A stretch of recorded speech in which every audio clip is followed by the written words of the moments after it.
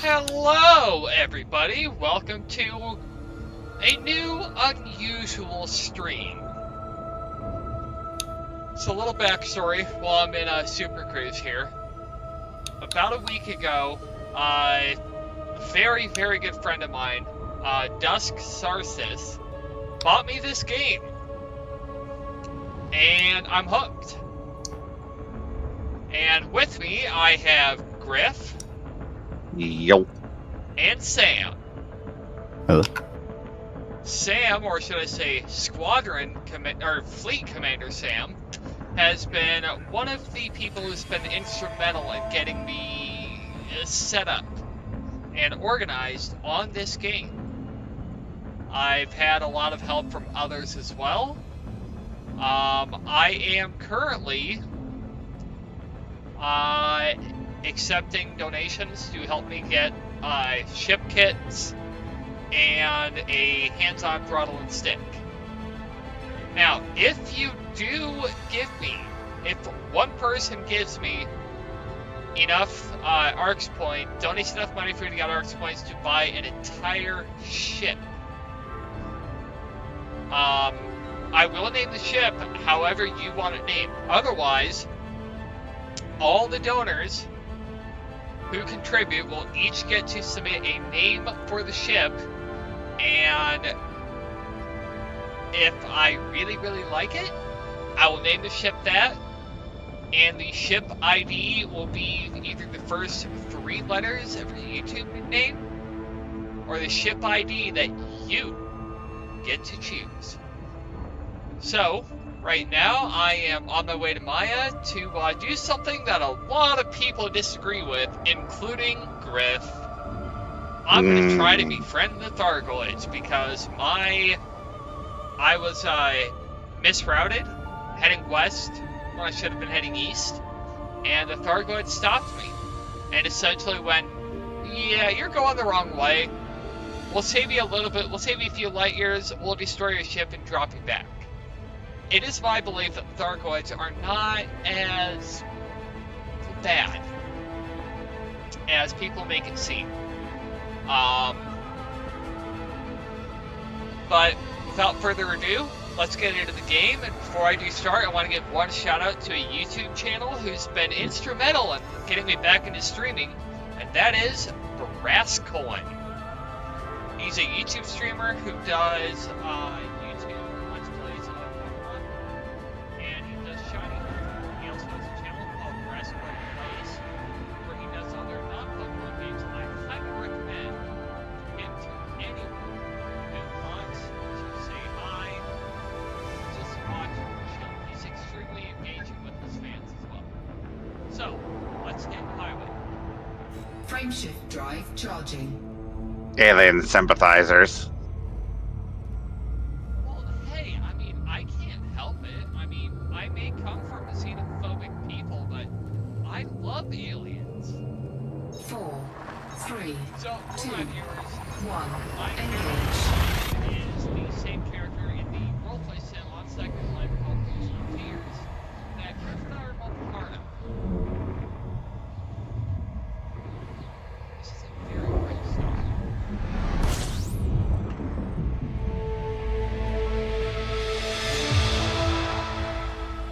Why does it say anti-Xeno edition?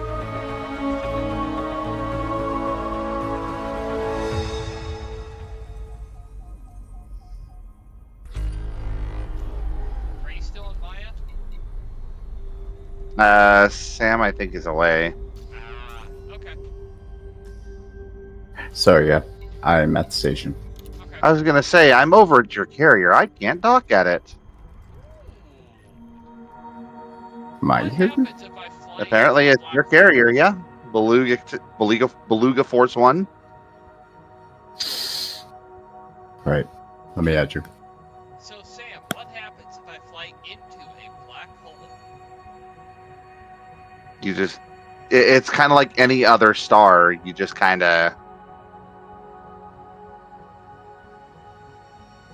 You just kind of overheat to death.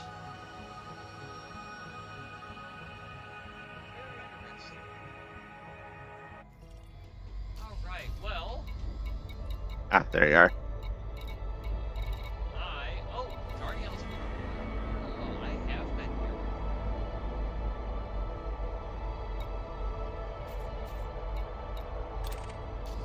I just need to get some limpets. I forgot to buy some. And I'm Especially since there is a high grade in this system. So I'm going to keep slowly throwing towards you while I get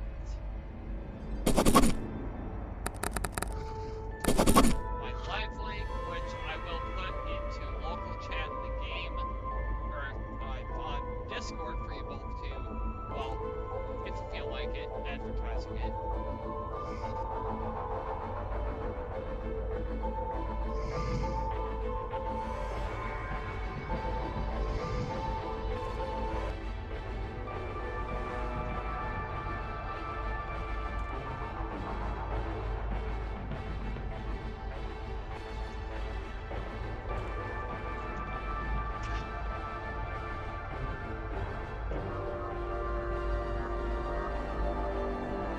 Gotcha.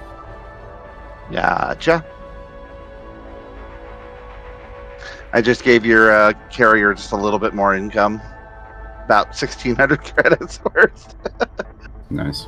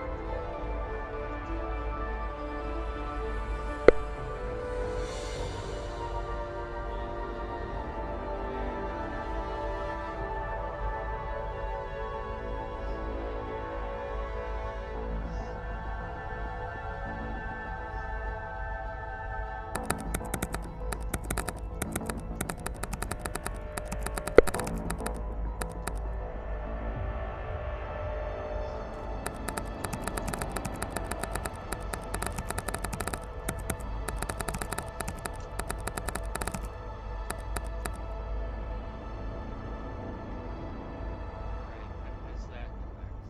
This.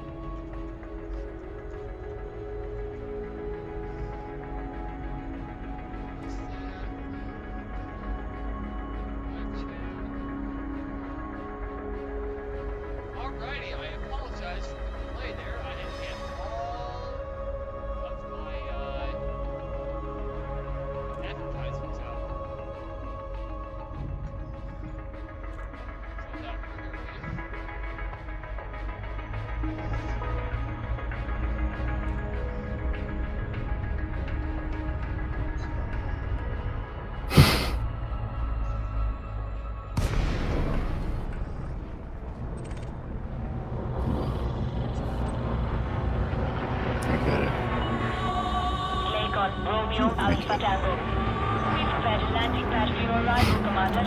Welcome to our station. Permission authorized. Set down on landing pad 3-1. You are clear for automated approach, Commander. Bravo. What's that? We'll talk about it later. Wow.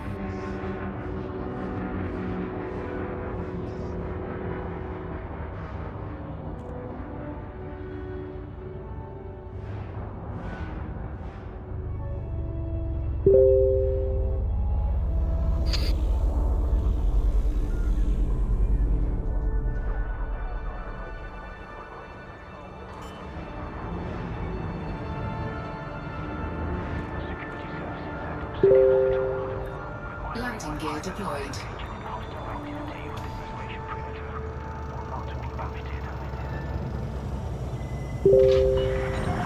Landing successful. Commence system shutdown.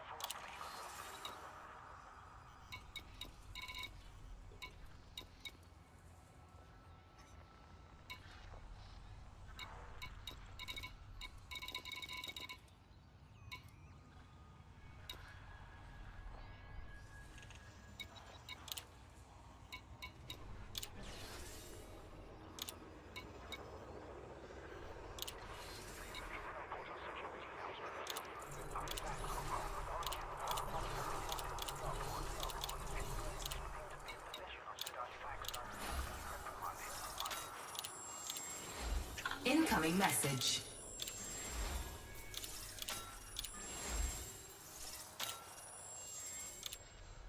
So, if anyone watching has any questions about why I am suddenly accepting tips, feel free to ask it in chat. I'd be happy to answer any questions anyone has about it.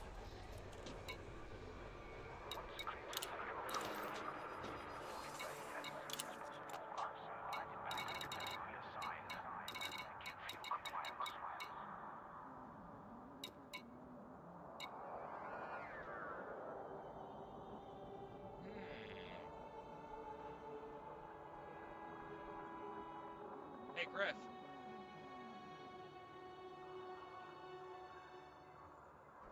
Griff? They left the chat. Oh.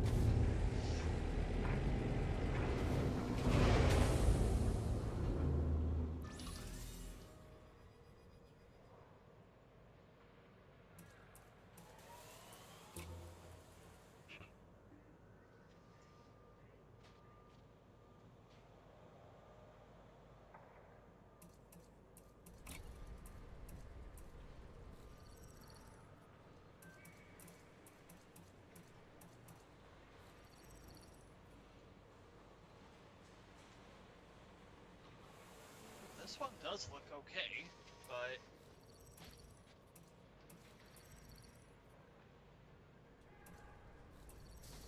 this right here would be the ideal paint job for any ships of mine. A little bit of white, a little bit of gold, a little bit of black. And of course, ship kits.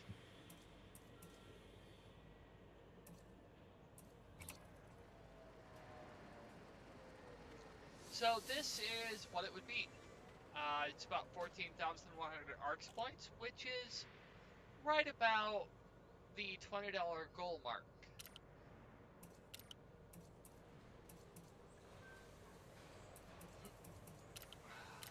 Alright, let's see what else we... Actually, before I do anything else, let me turn in my cartographics here.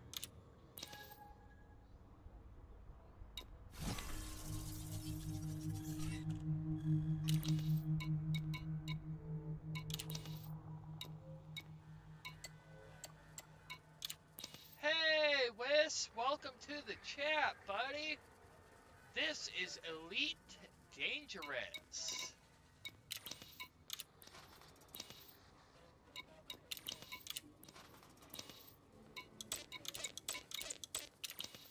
So, for those of you who are watching, Wes is an acquaintance of mine, and I met them through Brascoin, who, yes, I am plugging again, because Brascoin is just an amazing guy.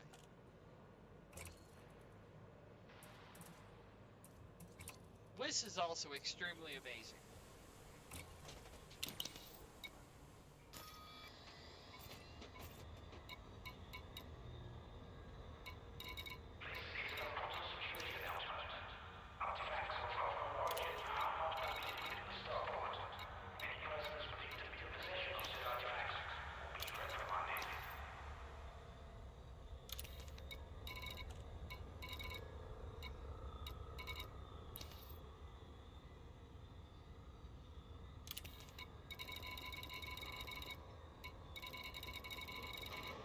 Sam, I know you're text only right now, which is totally fine.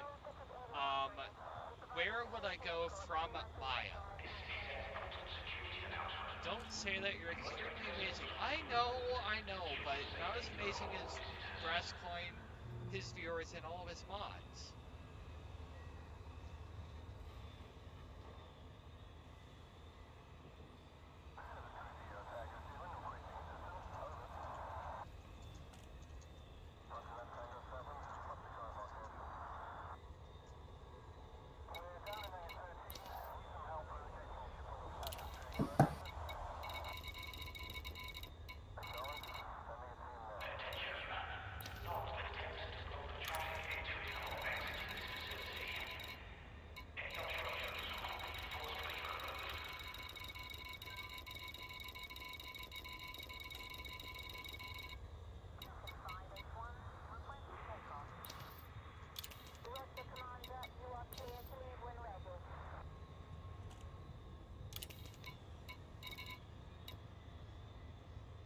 It's Liz, my voice probably sounds robotic because of my connection.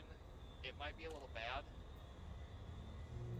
Jump between the systems. Alrighty, Sam, I will do just that. Also, thank you very much for watching. I really appreciate it.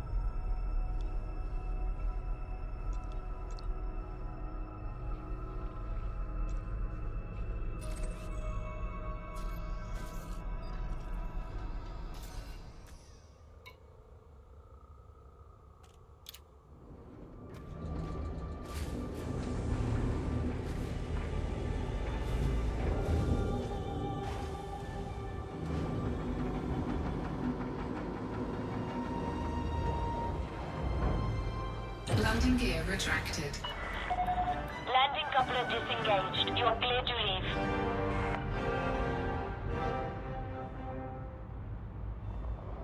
How are you doing, Wes? Anything new with you?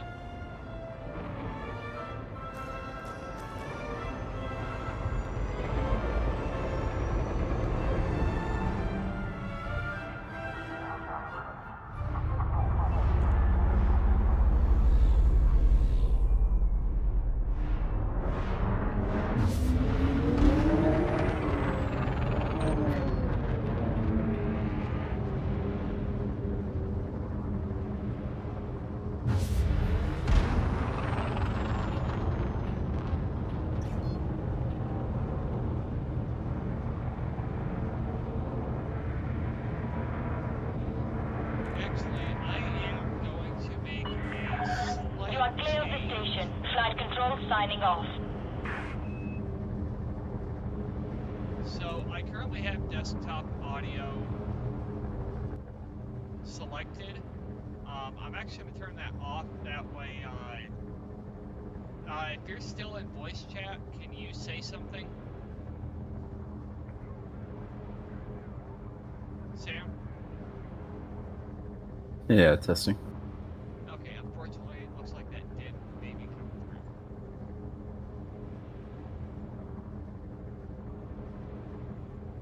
through. Yeah, testing. Okay, unfortunately, it looks like that did maybe. Yeah, okay, unfortunately.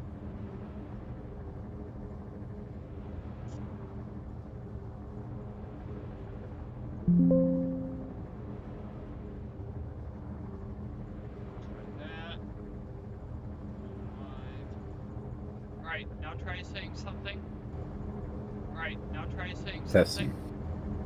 Alright, now try saying something. Testing. Alright, now try saying something. Testing. Alright, now try saying Testing. something. Alright, now. Damn, It's not coming through. Yeah, what? Is it not coming through? No, it is. Which I don't see why. Wes, no, I do not. Well, yes and no. He is in a voice call with me right now. That is not on Elite Dangerous.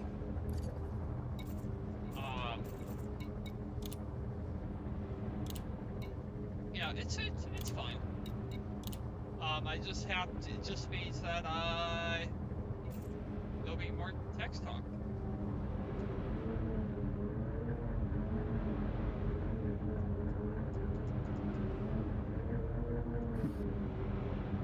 Frameshift drive charging.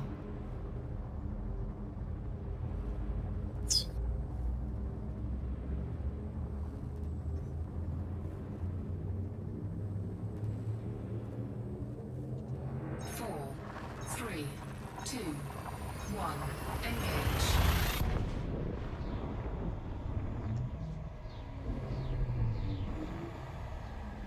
Welcome to the stream, people. Thank you so much for watching. I really appreciate it. If you want to say hi in chat, go right ahead. I try to be engaging with my people in chat.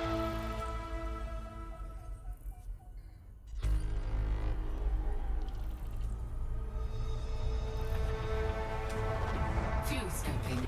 Fuel scooping complete. Get away from there. And slow down to neutral.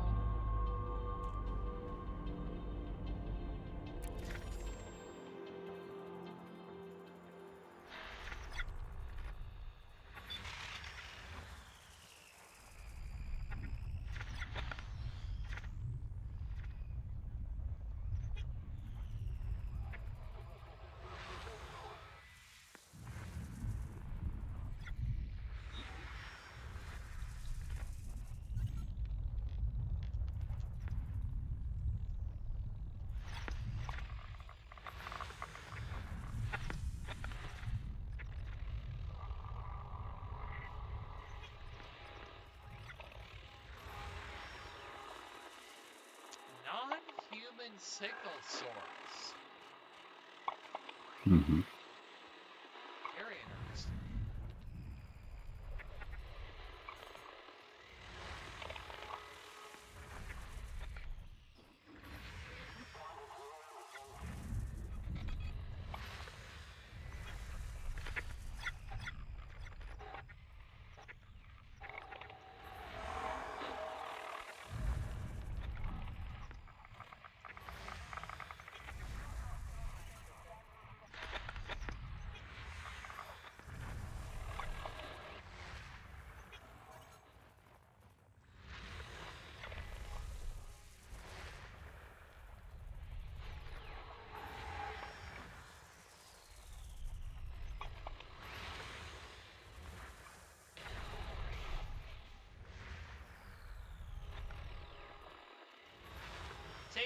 Yes, as always, thank you for coming in and listening.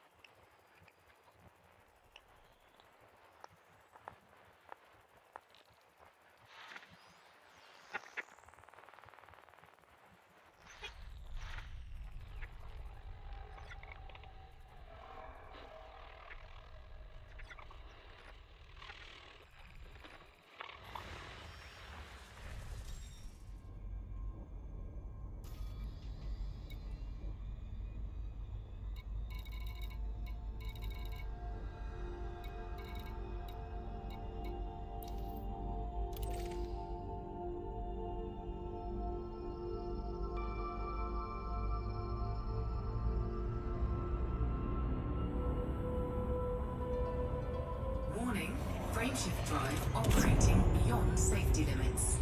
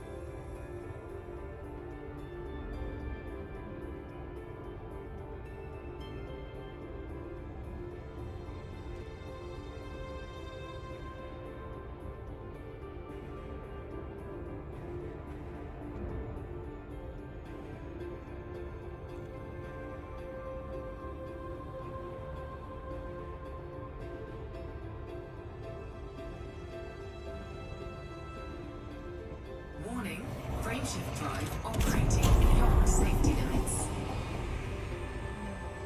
So this is also my first time ever trying to do a jump without super resistance. See if I don't keep to my nickname of Crash Can.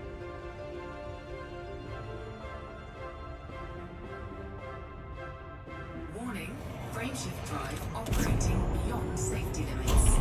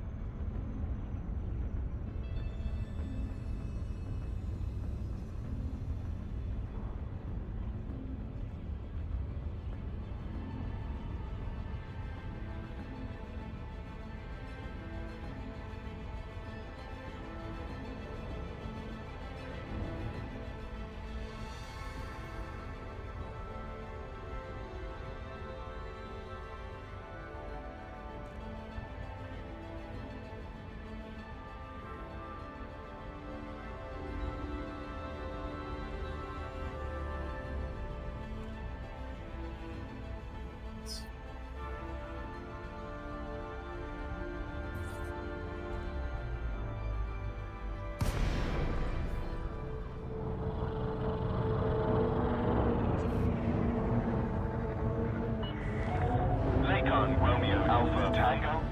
It's good to see you, Commander. Please enjoy your stay at this facility.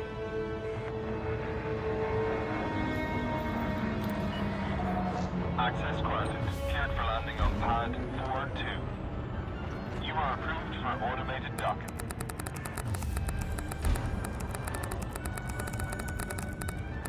Hello.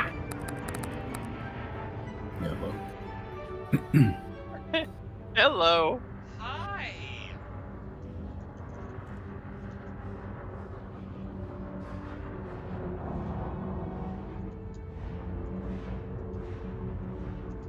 So what are y'all up to?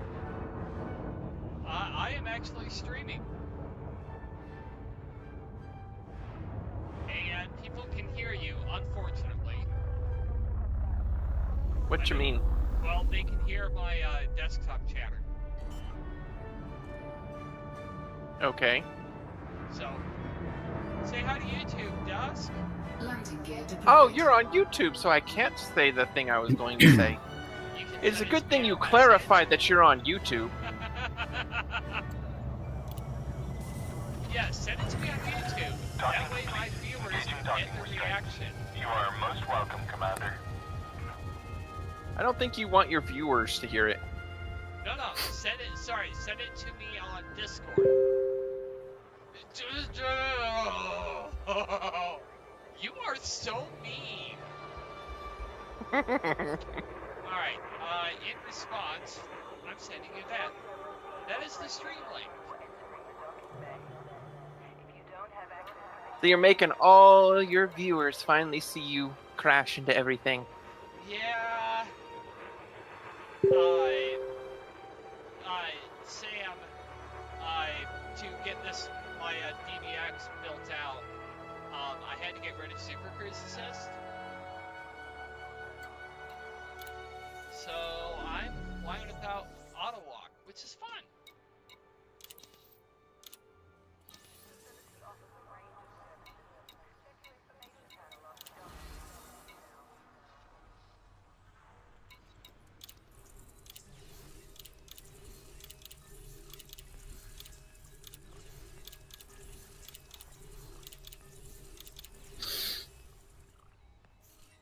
Oh god, I've got echoes. And to mute the YouTube. Welcome to the stream, Dusk. I appreciate you joining the stream. Also for being in chat.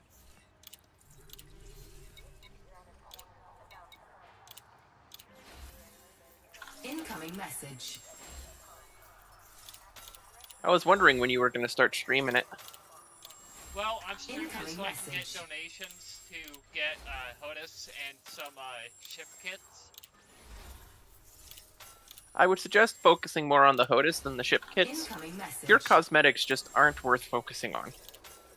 Well, Until you have the essentials. fair point.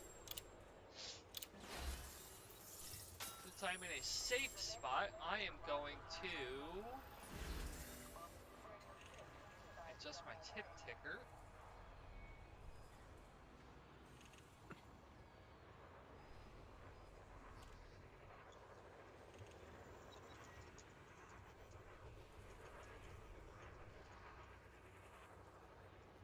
How much is it about per goal? For a HOTUS? Yeah. Depends on which one you're going for. I mean, I was originally looking at the Logitech, but I've heard those are crap. I mean, mine's Logitech. So about 300.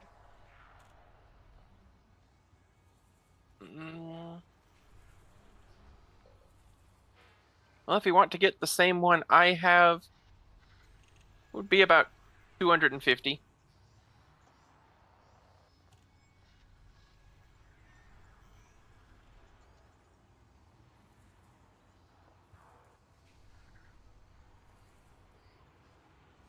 And there we go.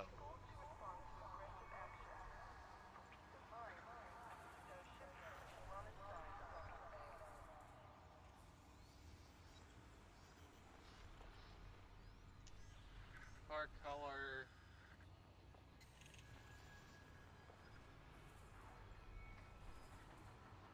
So you spelled hottest, and then you put them in the reverse order in the text. Thank you for catching that.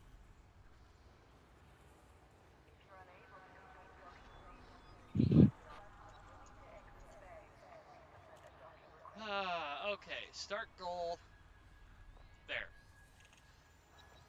So it's a Hosset.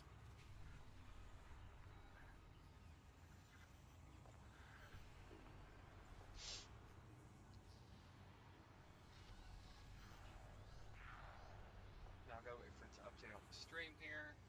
Yep.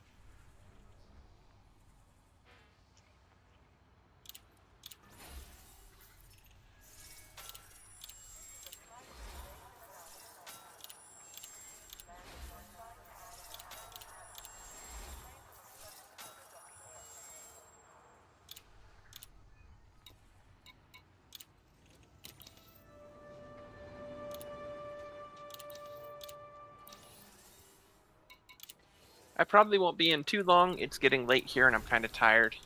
That's fine. I'm not gonna be streaming for all that long anyway.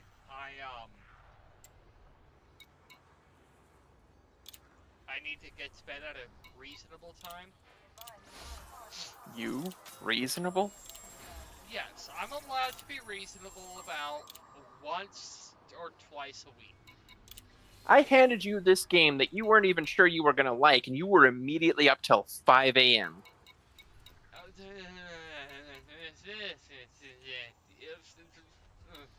There.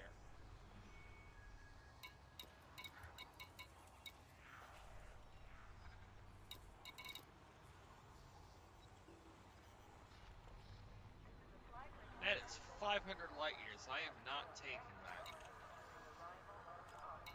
That is also 500 light years. It's only going in a row.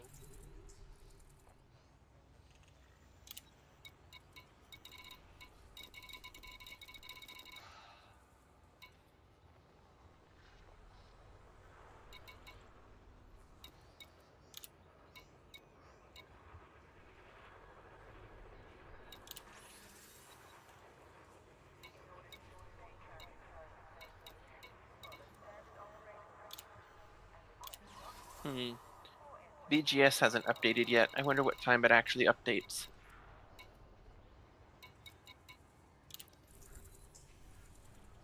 Hey, Sam. Yeah, You know what time it usually updates the BGS? I do not know.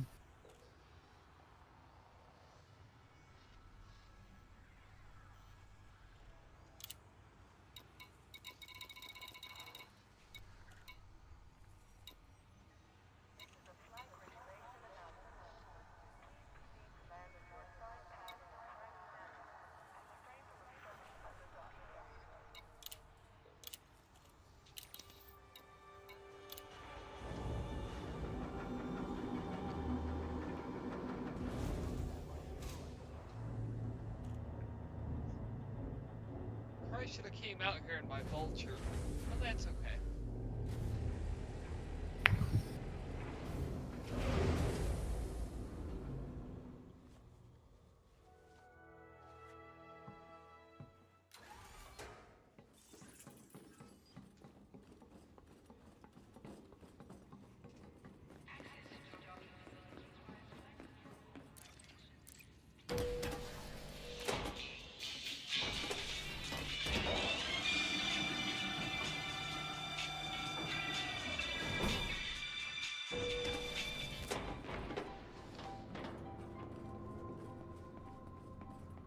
If you've got more ammo than morals, I could have a job. I hope this goes better for you than...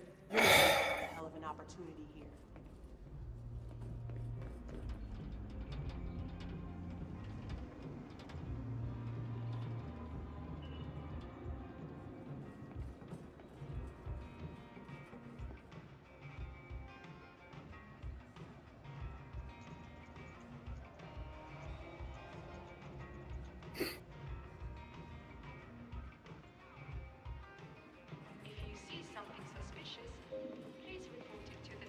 I need someone with... I know it seems bad, but this is the right... Not for you, huh? Well, no hard feelings.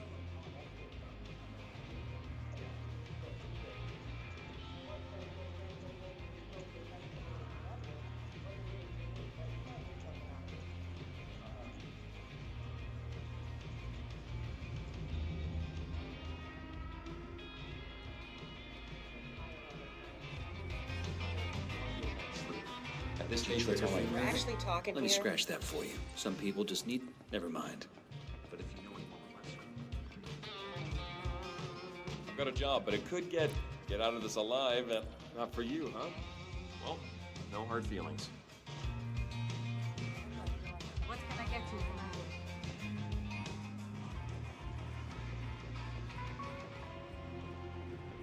Taking care of our customers has always been our number one concern. That's why the Bank of Science has been the galaxy's favorite bank for over 600 years. The Bank of Science, founded on trust.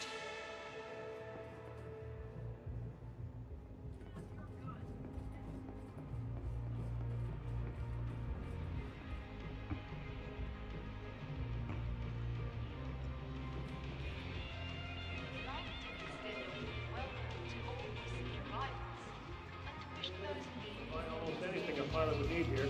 Well, providing It was always gonna end this way.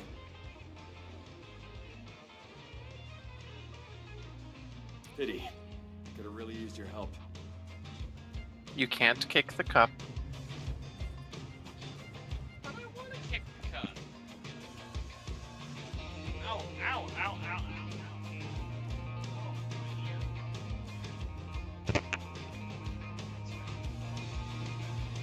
So I wear Mary Jane's and I just had to take it You out. don't mind getting your hands dirty? I do like people who are...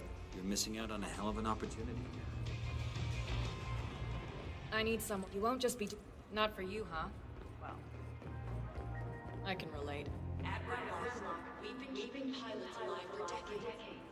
So we like to think we know a thing or two about safety. So put your faith in us, and we'll do one simple thing. We'll keep you breathing. How do you feel about it? I'm of the opinion. Never mind. But if you know anyone with less scruples, please do.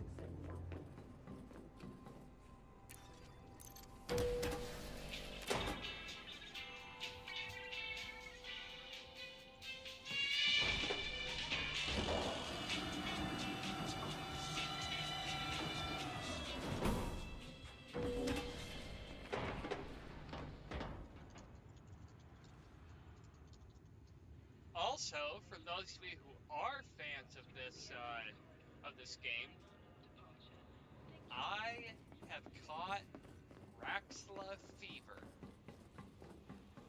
Good luck. Yeah, Dusk here has given me endless amounts of crap about it. I've already got a few theories in mind about what it is, but no theories as to where it is.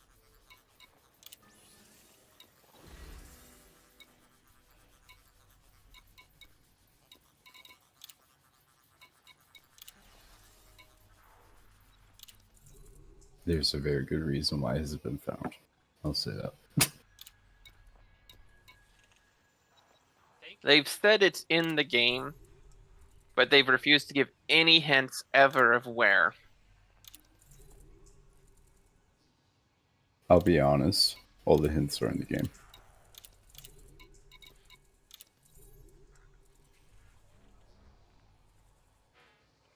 It's painfully straightforward. So, a discovery scanner, is that the surface scanner or is that just the normal D scanner?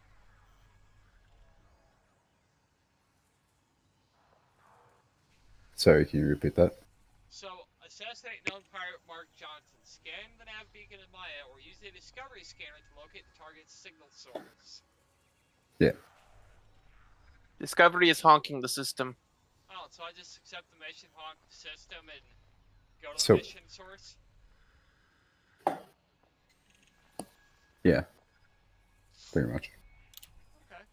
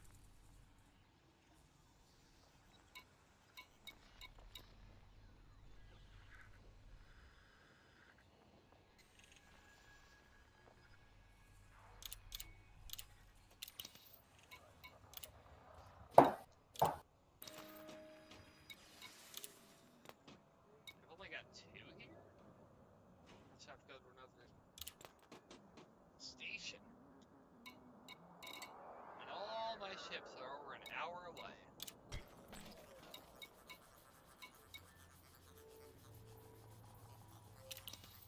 Yeah, I'm thinking we should either.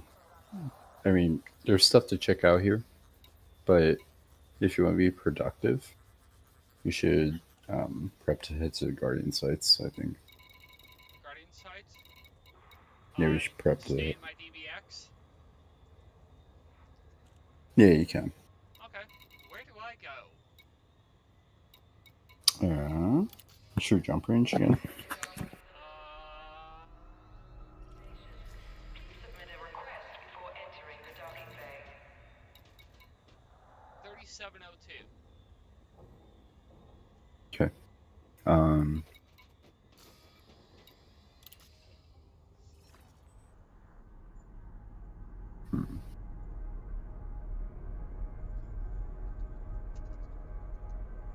It's a bit of a jumps. Give me just a moment, you guys. I gotta take a quick message from my roommate. Give me one moment.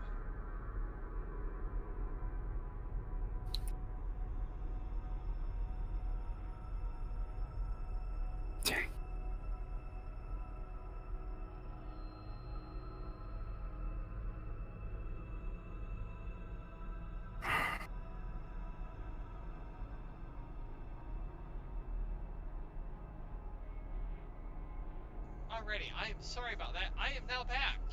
You were saying? We should probably, because I want to make a certain build for Guardian Runes, but it's gonna be a few jumps to get out there. Do you know if you have the engineering materials available to fully upgrade your frameshift drive? Probably not.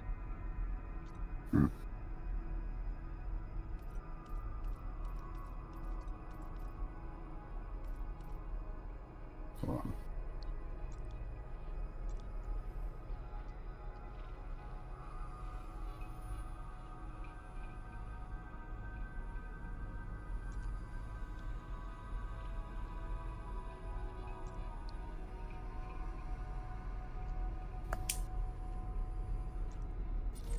Let's see.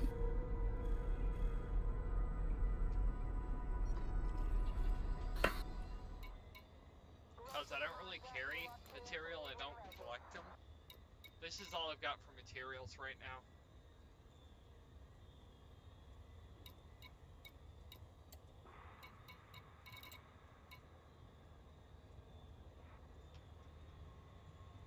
Gotcha.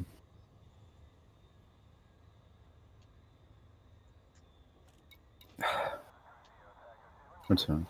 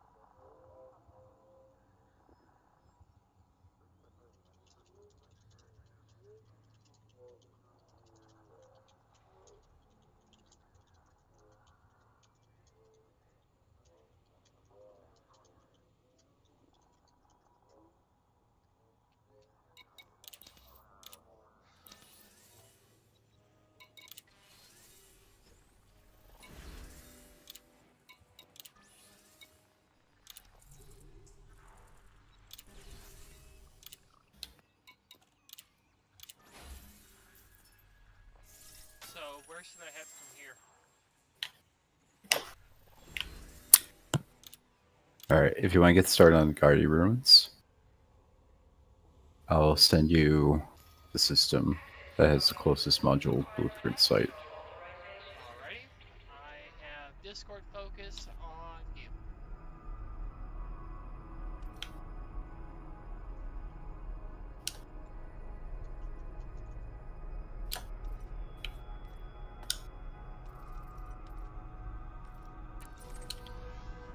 I think so, yeah.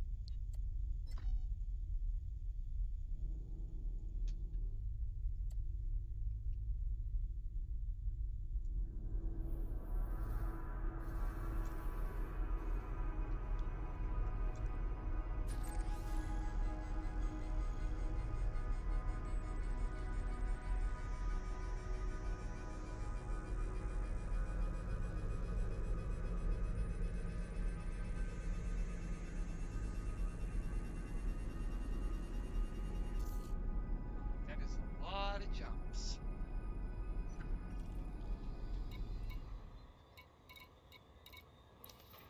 Well, I was just messing about.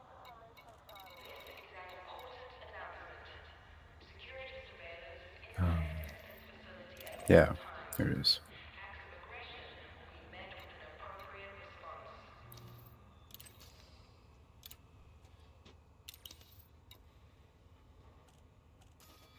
Trash. There you go. Yep, well, pretty much all you need is an SRV. If you get a Scorpion, it becomes a cakewalk.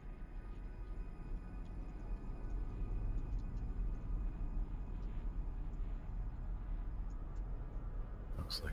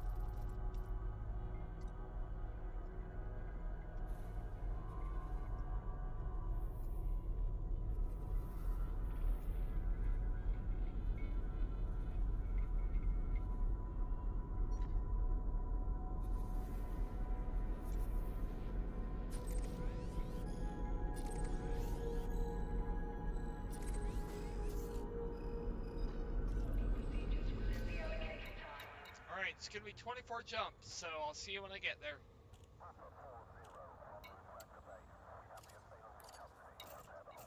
Yeah, I might have to go AFK for pens. That's alright. Yeah, I really gotta eat today.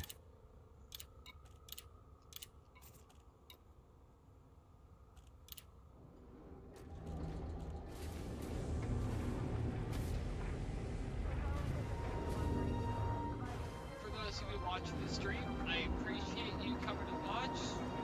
You can stay and watch, you can leave.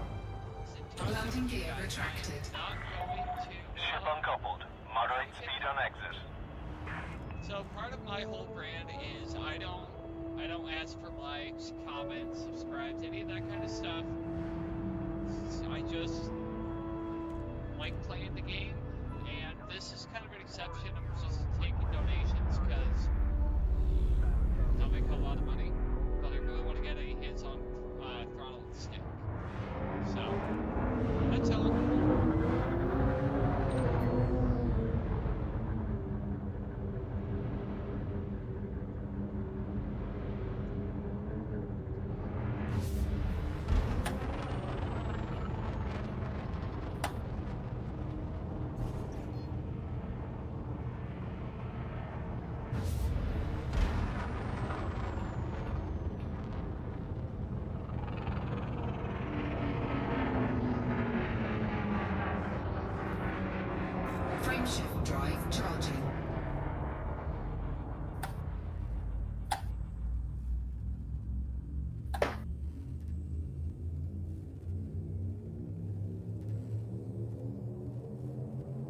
Ready to engage. 4, 3, 2, 1. Engage.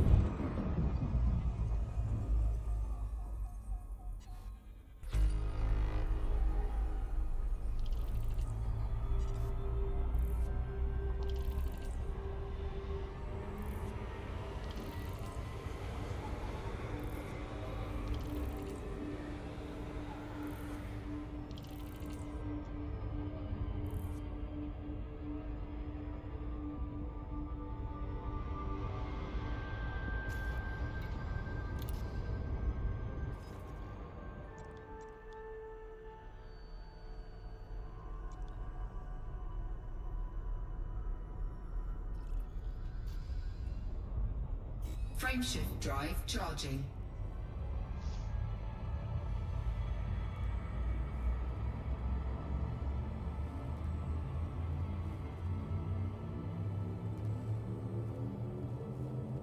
Four, 3, 2, 1.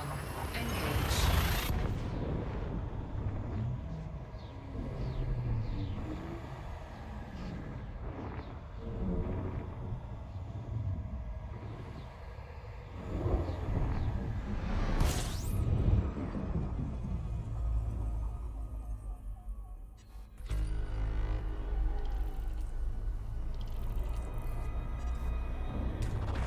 Fuel scooping.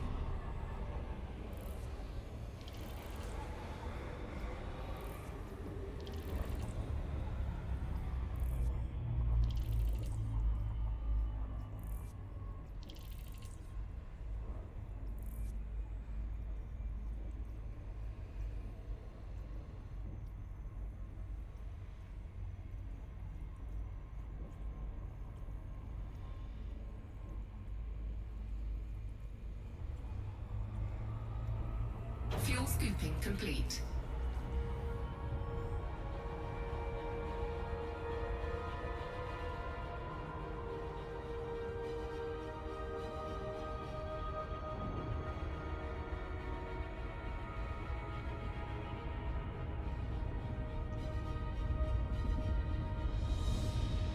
Frameshift drive charging.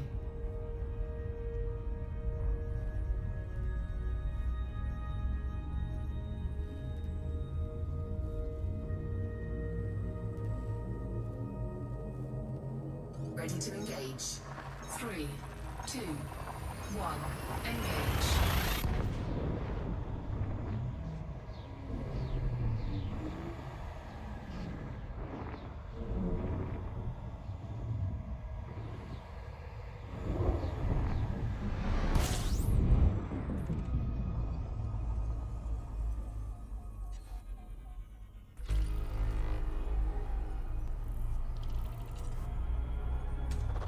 Fuel scooping.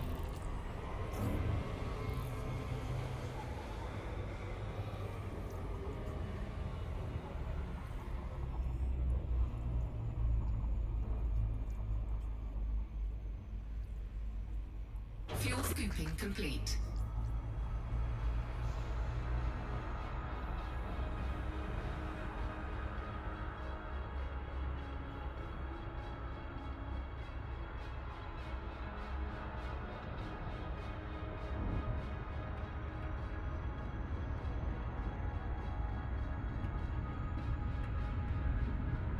Frameshift drive charging.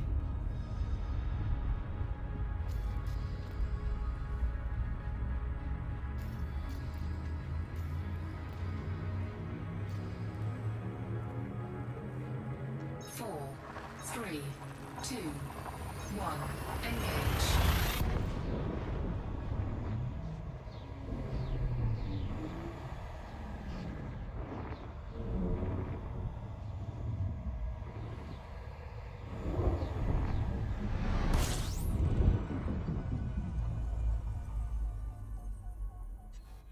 System scan complete.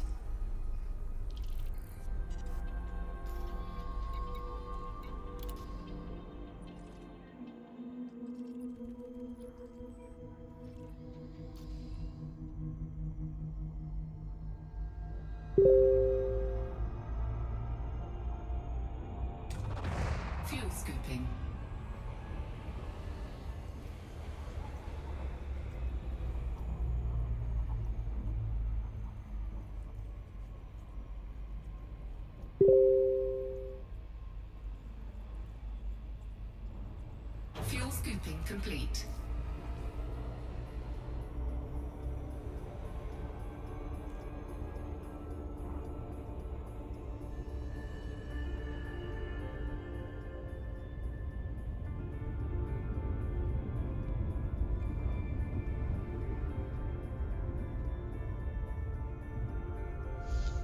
Frameshift drive charging.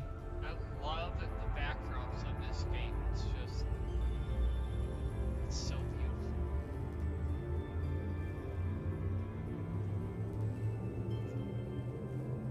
beautiful. 4, 3, 2, 1, engage.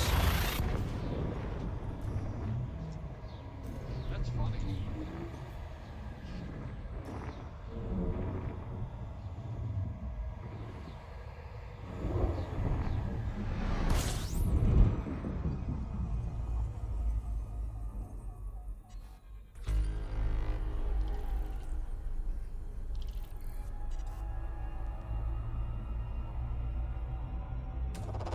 Fuel scooping.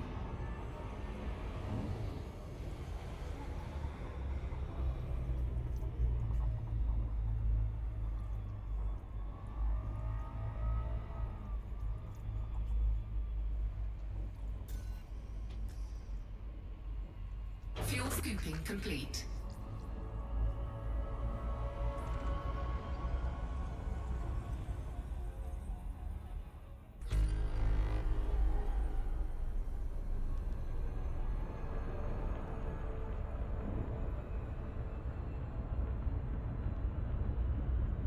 Frameshift drive charging.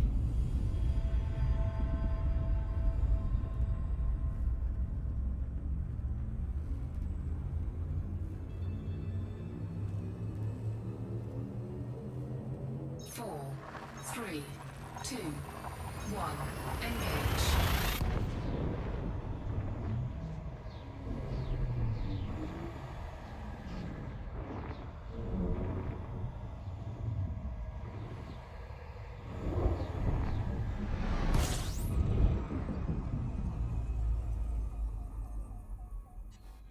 System scan complete.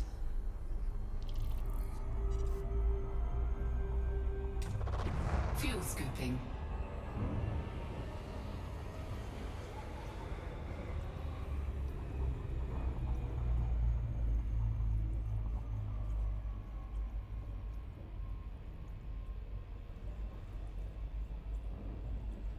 Fuel scooping complete.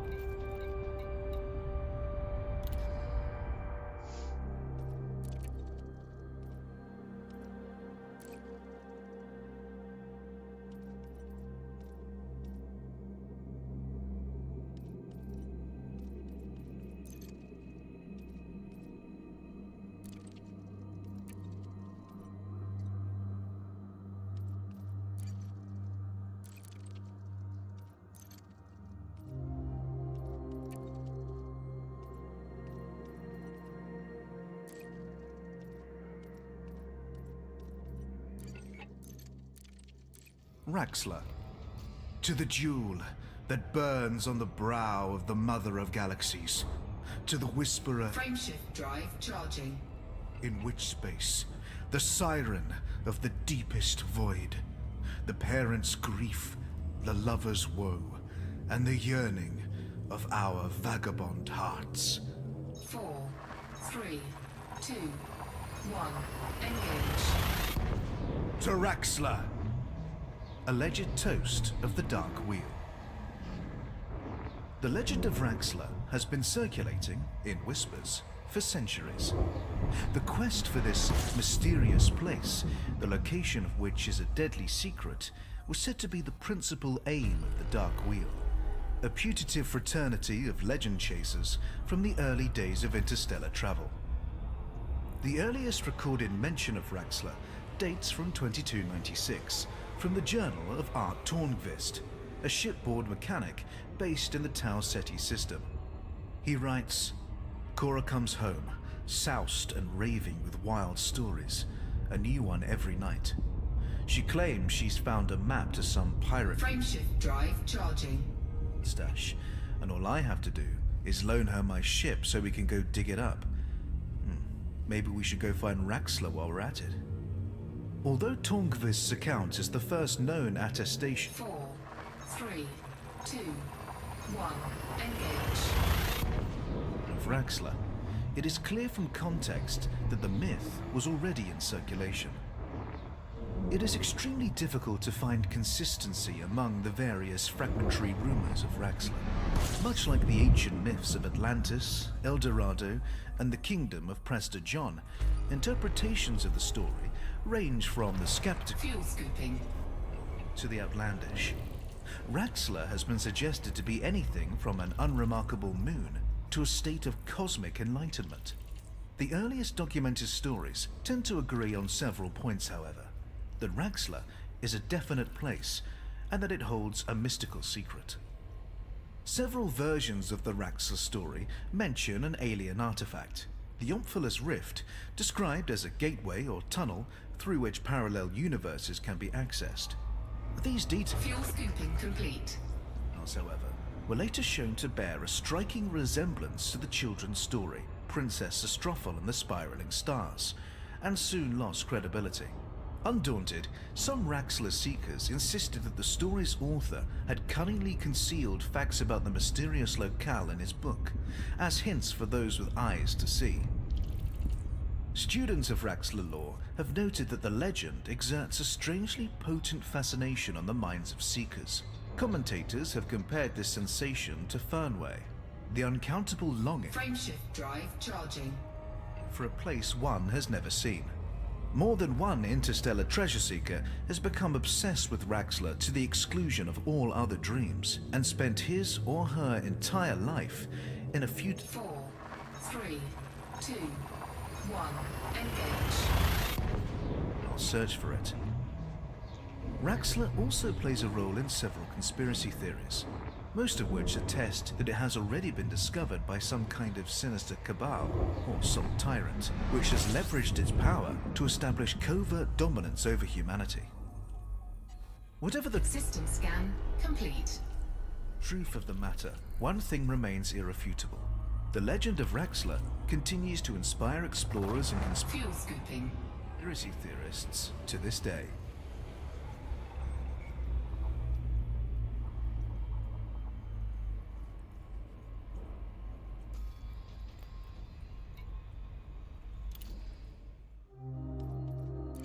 Fuel scooping complete.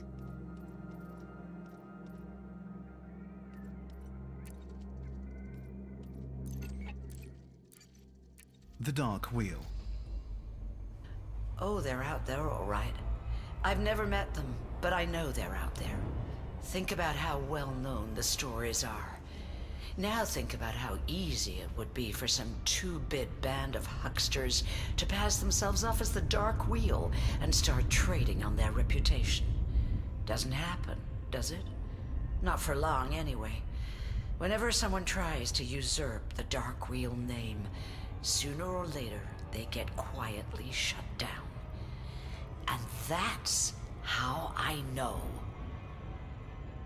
Felicity Frameshift drive charging. Explorer. The Dark Wheel is the name given to a legendary group of adventurers, explorers, investigators, and treasure hunters, the existence of which 4, 3, 2, 1, engage. is so lacking in corroborative evidence that it is generally considered a myth. The group is often mentioned in connection with the equally unsubstantiated Raxler. Those who believe in the existence of the Dark Wheel consider it to be a continuous and clandestine organization, operating since the very earliest days of interstellar travel. According to the law, only a handful of the bravest of most competent pilots of each generation are honored with an invitation to join the group. It is a futile attempt to contact the Dark Wheel on one's own initiative. However, it is always they who initiate contact, initially Fuel scooping complete. in disguise, revealing their true identity only once a suitable test of courage and skill has been discreetly administered and passed. Opposing theories assert that new members are selected on the basis of lineage, with existing members covertly training their children and revealing the fact of their membership only when the child is ready. Conversely, some Frameshift drive charging. members are believed to go to great lengths to prevent their children from ever becoming involved, since the group's secrets are dangerous. According to the self-professed Dark Wheel expert Lita Crane, a conspiracy 4, 3, 2, 1, engage. theorist and people's journalist who has painstakingly assembled an archive of relevant data, the original group was based in a disused starport, orbiting the 8th moon of an unnamed gas giant. The station was a toroid, hence wheel, and operated with a minimal power output so as to avoid detection, hence dark. Crane believes that this starport is still in use, and is the only means whereby Fuel scooping. genuine dark wheel can verify its identity. Fuel scoop disengaged. New inductees can examine the records and artifacts preserved there, and thus satisfy themselves that the group has indeed been operating for centuries. No such starport has ever been found, however, and rival experts have accused Crane of forging her evidence Frameshift drive charging. in order to maintain the revenue from her billions of followers. Over the years, many people have claimed to be members of the Dark Wheel, to have identified some or all of the group's members, or to have Ready to engage. 4, 3, 2, 1, engage. discovered the group's location. But the contradictory nature of these claims suggests that most of them, if not all, are untrue. In 3300, a group identifying itself as the Dark Wheel emerged in the Shinrata Desra system, which is not accessible to pilots of lower than elite rank. It is not apparent if the group is a legitimate descendant of the original Dark Wheel, a reconstruction, or merely an opportunistic imitator. Fuel scooping.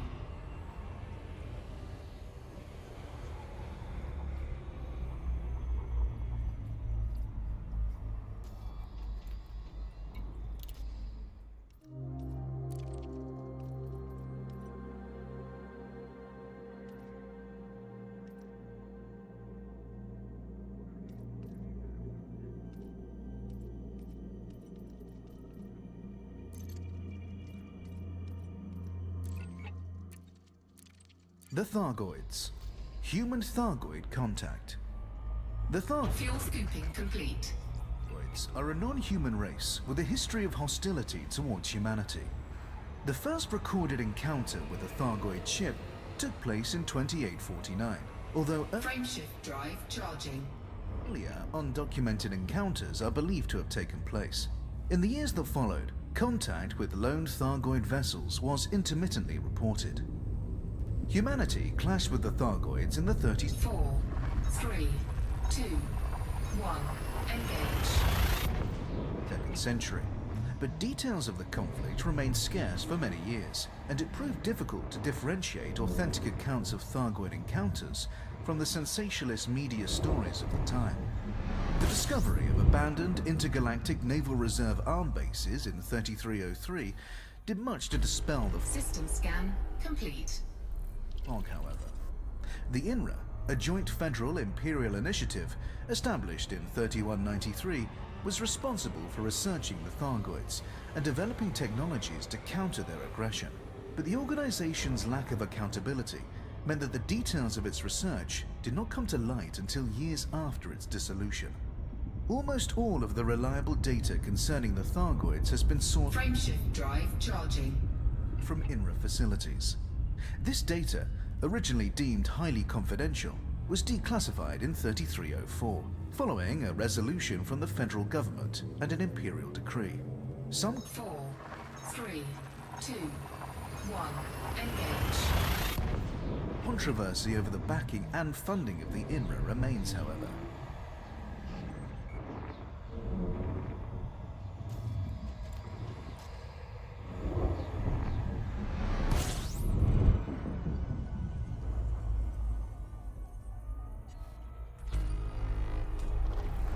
scooping.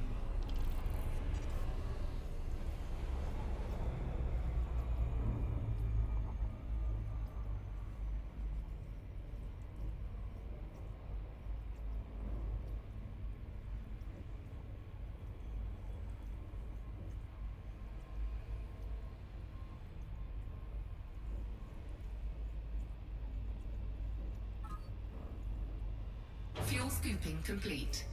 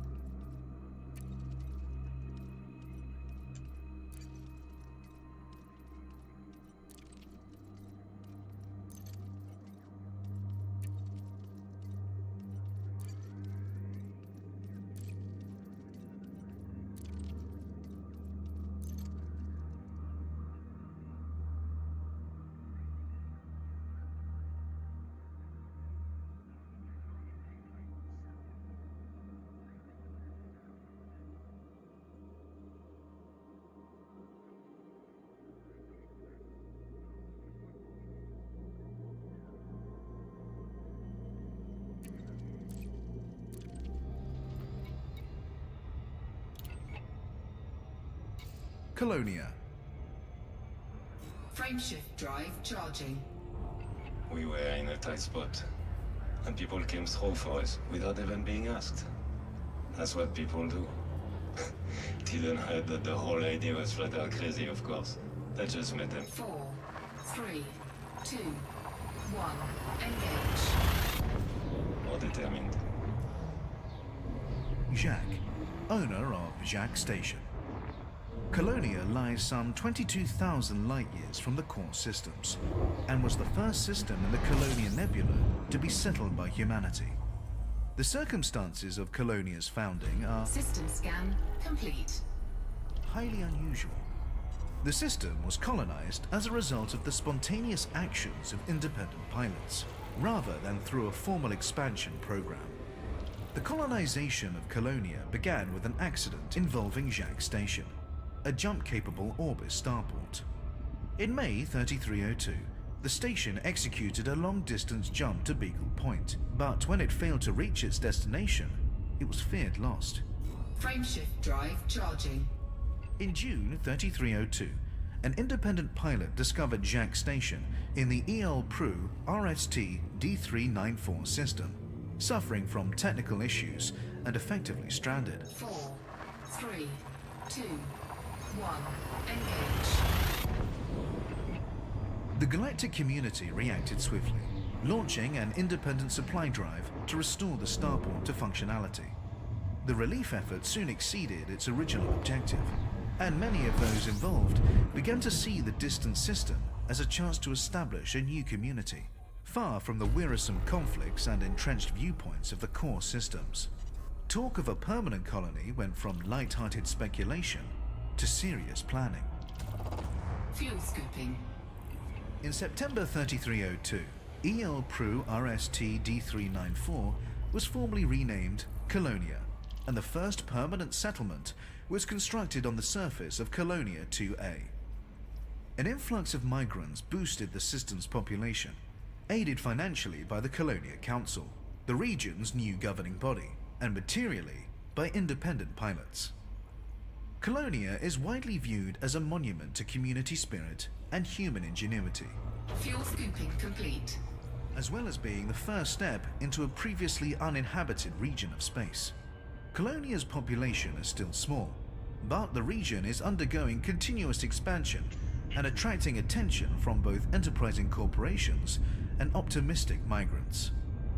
To date, Colonia has remained untroubled by the strife that often plagues the core systems, earning it a reputation Frameshift drive charging. as a sanctuary.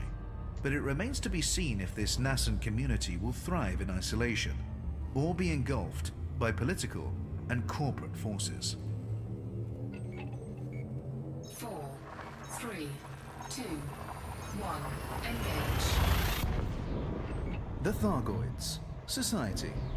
The INRA discovered that Thargoid society is organized into hives, with most Thargoids falling into 3 categories: queens, princesses, and drones. Queens function as reproducers, while drones serve to maintain System scan complete. a favorable environment for the rest of the hive. Thargoid Fuel scooping.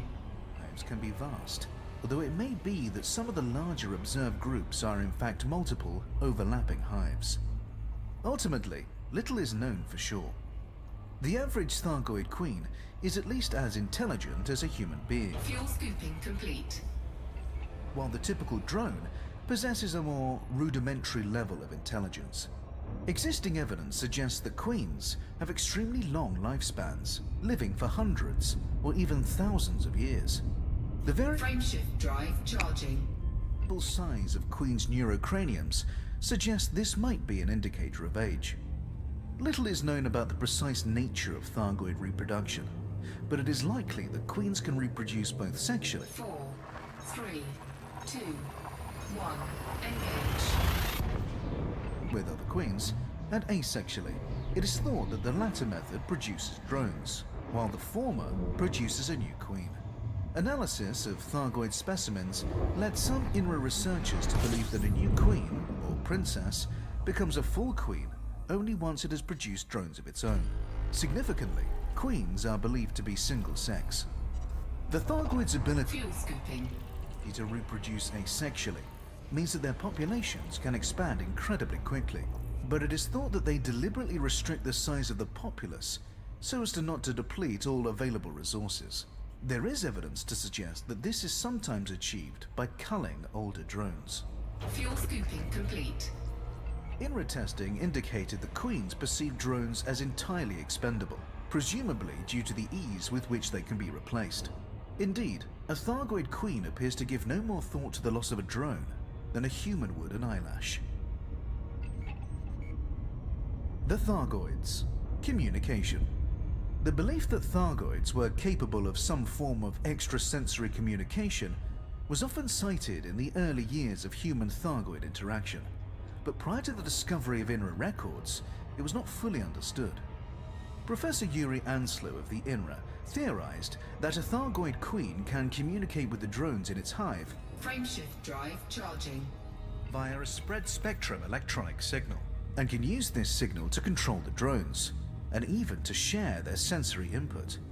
Studies of battlefield footage certainly suggest some kind of near 4, 3, 2, 1. Engage. instantaneous communication among Thargoids, and the presence of low-level radio noise in areas occupied by Thargoids indicates that they do indeed communicate via short-range electronic signals. Professor Anslow went on to claim that a queen could effectively see and hear through its drones, but her contemporaries were skeptical, dismissing the assertion as baseless. Professor Ishmael Palin, one of the galaxy's foremost experts on the Thargoids, has Fuel scooping. even gone so far as to denounce Anslow as a glory hound. Thargoids have been known to make staccato clicking noises with their mouthparts when in the Fuel scoop disengaged. presence of humans, punctuated with occasional hisses and buzzes. They've also been observed directing such noises at one another, albeit much less frequently. Professor Albert Tesreau, a founding member of the Joint Superpower Initiative, AEGIS, and a specialist in interspecies communication, has studied INRA audio logs and suggested that the sounds probably represent some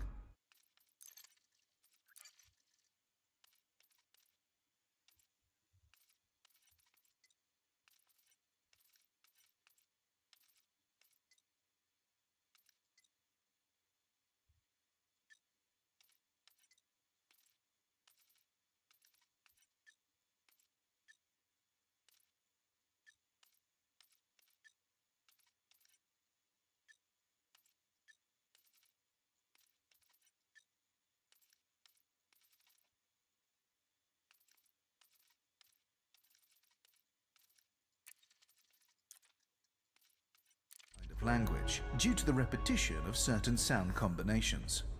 It is unclear why the Thargoids would sometimes choose to communicate with each other vocally, given their capacity for extrasensory communication. Professor Anslow suggested that the sounds could be designed to intimidate enemies or opponents, noting that Thargoids often produce them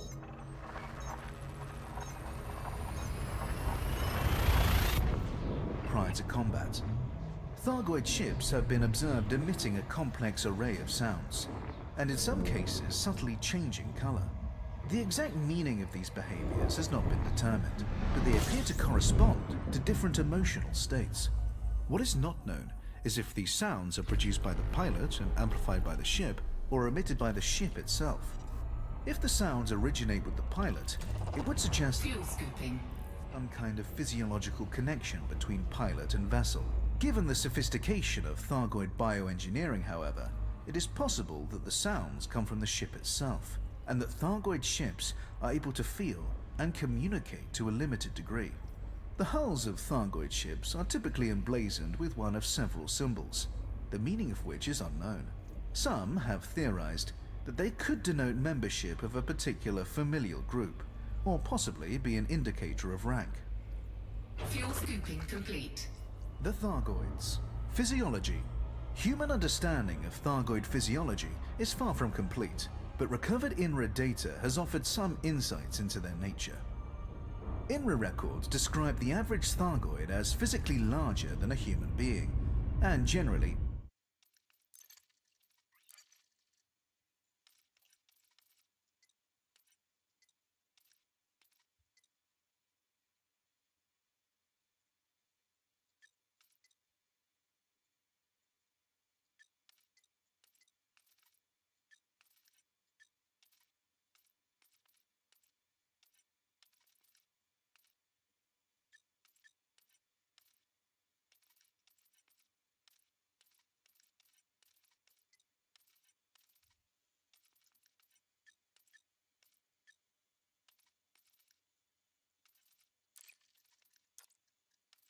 insectoid in appearance. Thargoid biology is carbon-based, using an RNA-like encoding for biological information, but Thargoid chemistry is based on ammonia rather than water. Consequently, while Thargoids can comfortably tolerate environments as cold as minus 80 degrees Celsius,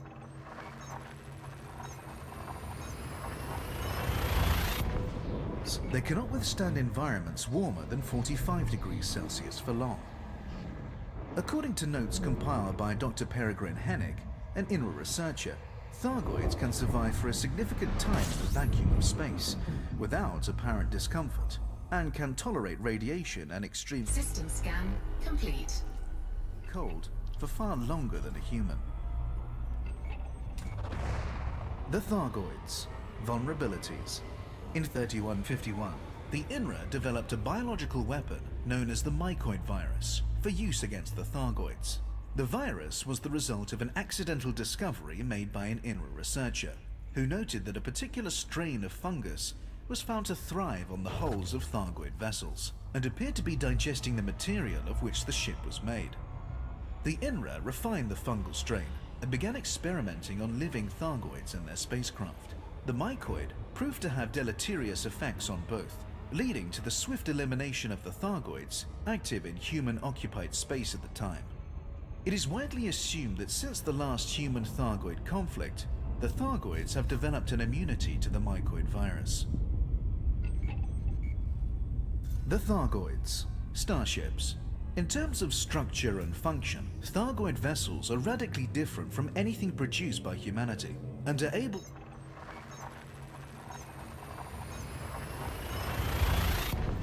to navigate hyperspace in ways that are not fully understood. They are also at least partly organic, meaning that they can self-repair or heal over time. Ship function in general, and this restorative ability in particular, have been shown to be dependent upon the so-called Thargoid heart, a biomechanical organ found in varying quantities in different Thargoid ships. These hearts often survive the destruction of the ship, enabling them to be salvaged, although they can also be targeted and damaged with appropriate weaponry. They are highly corrosive, however, and require special containers for safe transport. Thargoid vessels that have sustained combat damage exhibit scar-like patterns. Given that Thargoid technology is sophisticated enough for such damage to be repaired, it follows that the Thargoids might deliberately choose to preserve these scars. INRA logs document an encounter with a Thargoid mothership many times larger than other Thargoid craft, against which the mycoid virus was successfully deployed, although no such vessels have been reported in recent times. The Thargoids. Structures. Dozens of planets in human-occupied space are peppered with Thargoid barnacles, biological resource extractors that convert minerals into meta-alloys, a key component in the creation of Thargoid vehicles and technology. Theories that these barnacles have been genetically engineered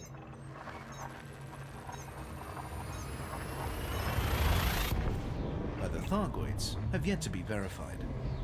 Larger structures, referred to as Thargoid surface sites, have also been discovered.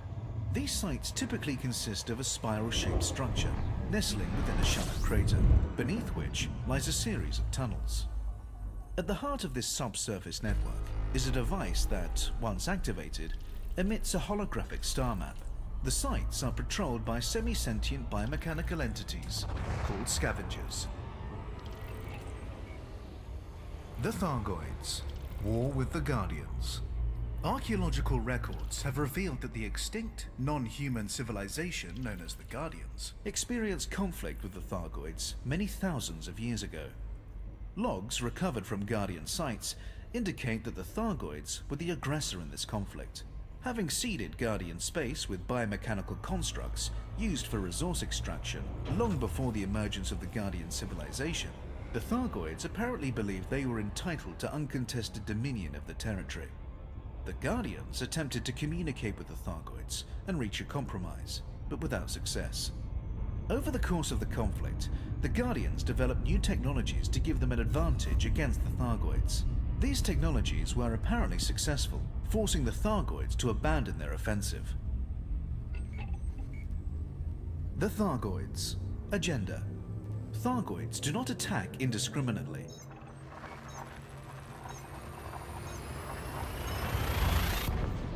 And their choice of target shows them to be highly intelligent. They have also conducted targeted strikes on Aegis facilities and attacked pilots carrying Thargoid items in their cargo holds, indicating that they know they are being studied and want to halt the process. But despite their evident intelligence, they appear to be completely uninterested in meaningful communication.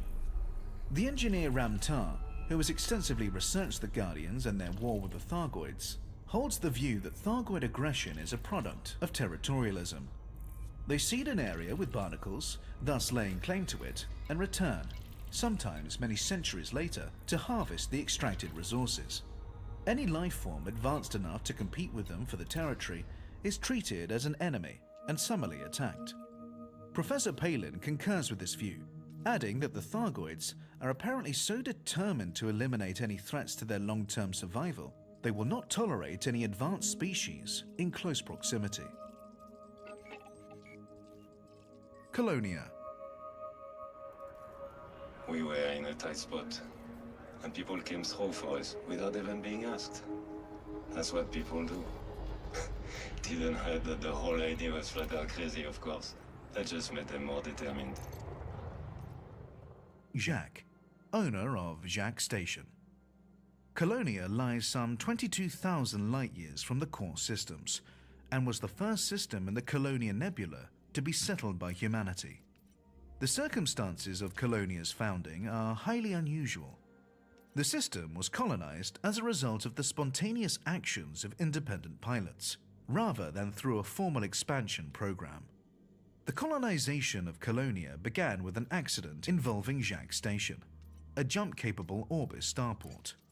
In May 3302, the station executed a long-distance jump to Beagle Point, but when it failed to reach its destination, it was feared lost.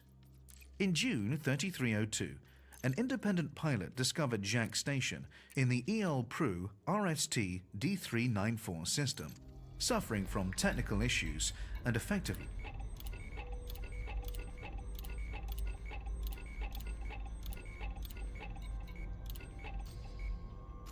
The Guardians. Introduction. The Guardians were a non-human race that occupied a large area of space several million years ago. At its height, the Guardian civilization was technologically superior to human civilization of the 33rd century, and occupied an area of roughly equivalent size. The Guardians endured as a spacefaring civilization for at least 8,000 years before being destabilized by a lengthy civil war. The surviving Guardians were then destroyed by artificially intelligent machines of their own creation. The galaxy Guardian settlements and data logs recovered from these sites have allowed humanity to compile a remarkably detailed picture of Guardian society. The Guardians. Early history. The Guardian society originally consisted of groups of pack hunters who banded together for mutual protection before organizing themselves into clans. Even at this stage, the Guardians were highly intelligent, and they developed sophisticated hunting strategies that quickly saw them become their planet's apex predator. The Guardians' nascent civilization consisted of two discrete ethnic groups, one based primarily in the south of the planet and one in the north.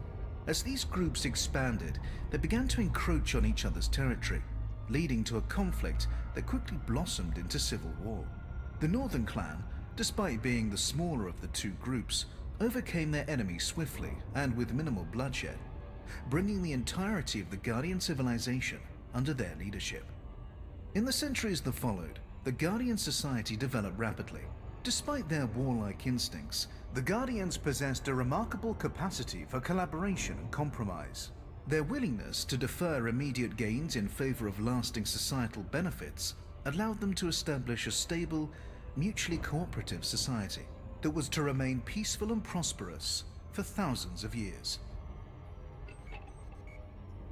The Guardians. Technological era. Although the Guardian society was in many ways a model of social equilibrium, the Guardians were nevertheless at the mercy of an insidious issue.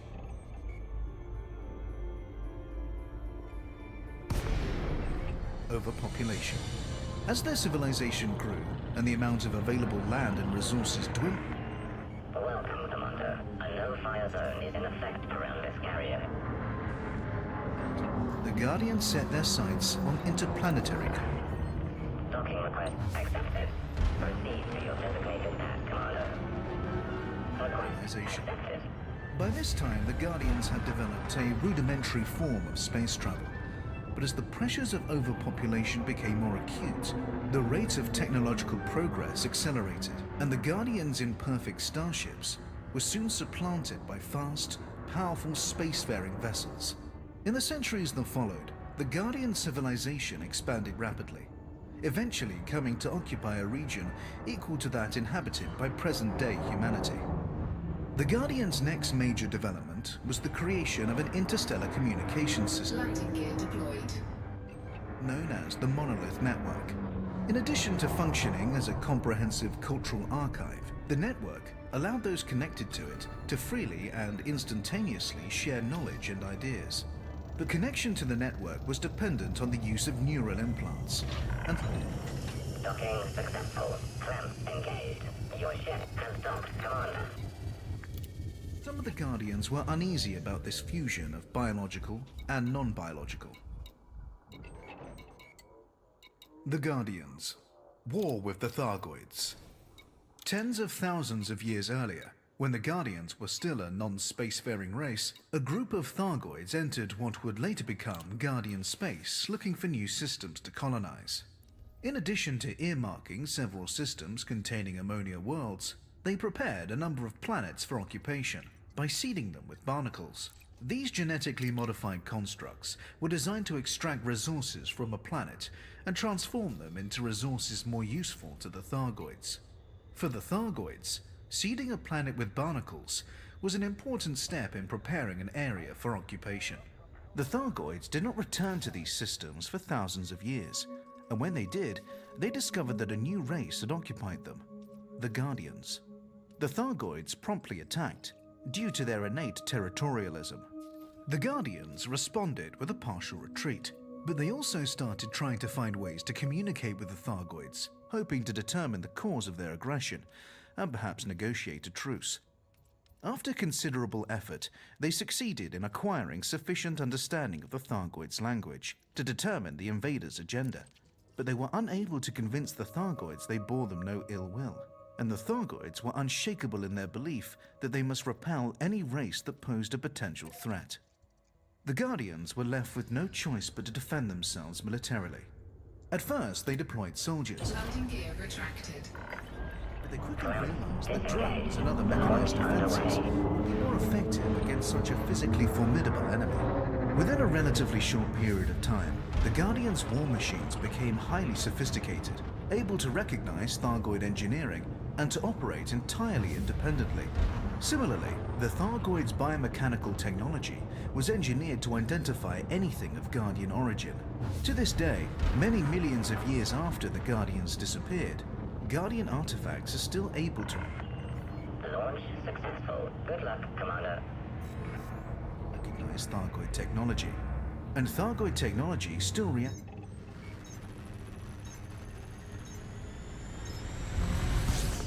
negatively to the presence of Guardian artifacts. The Guardians' war machines felt no fear, fatigue, or uncertainty. The Thargoids, meanwhile, had entered Guardian space. Warning, frameshift drive operating beyond safety limits. Prepared for a protracted military campaign, and ultimately they were forced to retreat. For the Guardians, this was cause for celebration, but many still harbored doubts about the rapid rate of technological progress. Doubts that the development of sophisticated military hardware had done nothing to alleviate. The Guardians. Final era. For decades, the Guardians have been experimenting with artificial intelligence, but the creation of the Monolith Network and the knowledge sharing it facilitated dramatically accelerated the rate of progress. Soon, the Guardians' experiments bore fruit, resulting in the first fully sentient machines.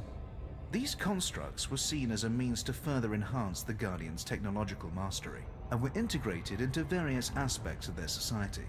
New neural implants were developed that connected the Guardians with both the constructs and the Monolith Network in a symbiotic circle. But not everyone was happy with this development. The Guardians had always venerated nature, and many saw this new paradigm as a perversion of the natural order. A schism emerged between the nature-worshipping traditionalists and the technologically minded progressives, a schism that widened with alarming speed. Efforts were made to diffuse the rising tension, but the traditionalists felt irrevocably alienated by the rapid rate of change. The constructs and the Monolith Network became scapegoats for all manner of social ills, and the traditionalists began to clamor for a return to simpler times. Ultimately, the ideological divergence proved insurmountable, and a second civil war erupted, quickly engulfing most of the Guardian star systems. In its early stages, the war was fought primarily by soldiers, but within a decade, and after significant loss of life, most of the fighting was conducted remotely. The progressives fought their enemies with automated war machines, while the traditionalists relied mostly on biological weapons. The internecine conflict raged for over 100 years, bringing the Guardian civilization to its knees and retarding further social development. The increasingly zealous traditionalists devoted most of their resources to honoring the dead, exacerbating the problem. As the Guardian society declined, most withdrew into fortified settlements. Meanwhile, the artificially intelligent constructs were horrified by the destruction unfolding around them. This carrier respects considerate pilots. Fly safely, Commander. Extrapolating from the current situation, they determined that even if peace... Clearance granted. Move directly to your allocated path. Docking request confirmed. the Guardians Assisted would never be approach is able to underway. transcend their violent natures. They decided that the only way to preclude further violence, while giving the construct's burgeoning society the best possible chance of survival, was to destroy what remained of the Guardian civilization.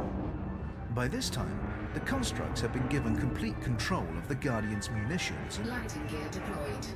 automated war machines. Their attack, when it came, was swift and merciless. The strikes were executed with a precision that only a machine race could accomplish. The Guardians were utterly destroyed. The Guardians. Physiology. The Guardians were a bipedal race, and the typical Guardian was taller. Almost safe landing. Cleared to disembark. Welcome to a carrier, Commander. And more slender than the average human. They had small round eyes, a vestigial nose, and 4 digits on each hand. Their vision was superior to that of humans, while their sense of smell was poorer. Their senses of hearing and touch were roughly equivalent to our own.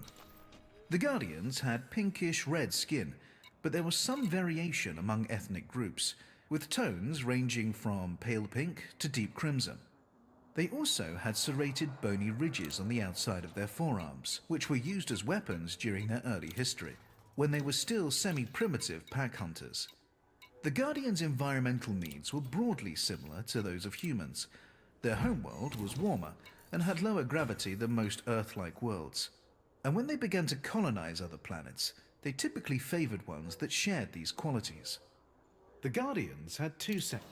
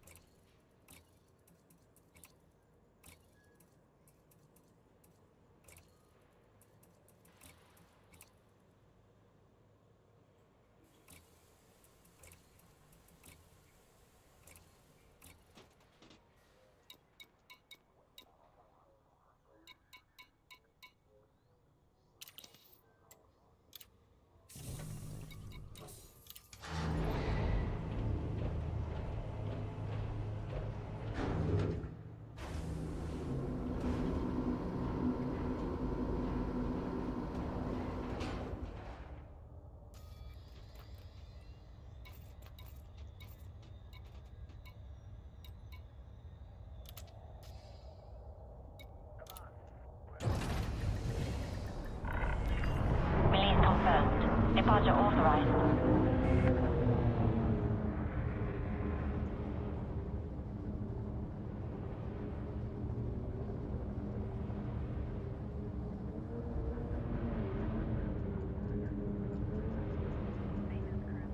Landing gear retracted.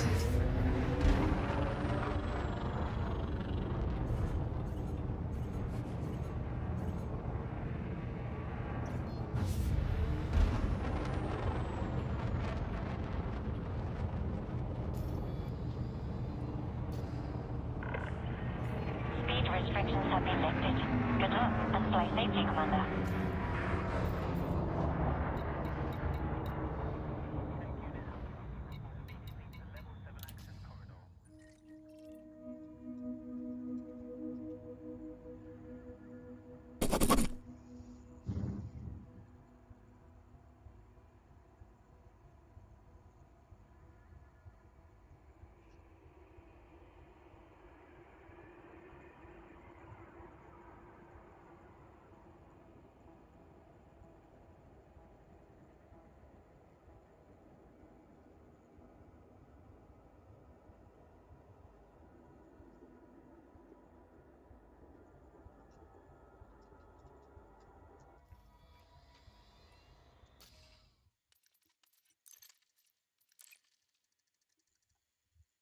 I am switching over to solo so I can run a couple of missions to unlock the Guardian system stuff.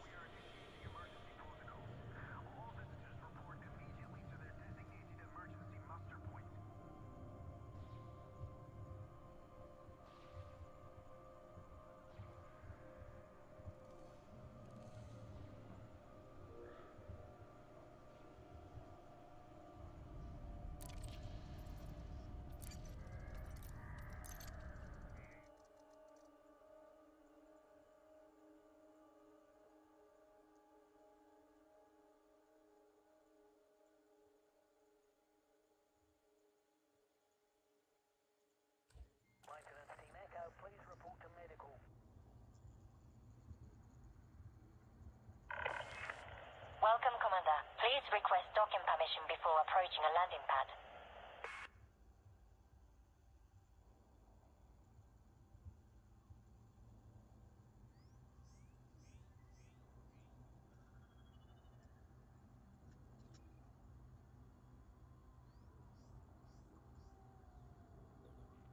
How's the market looking? Can someone update with the current values?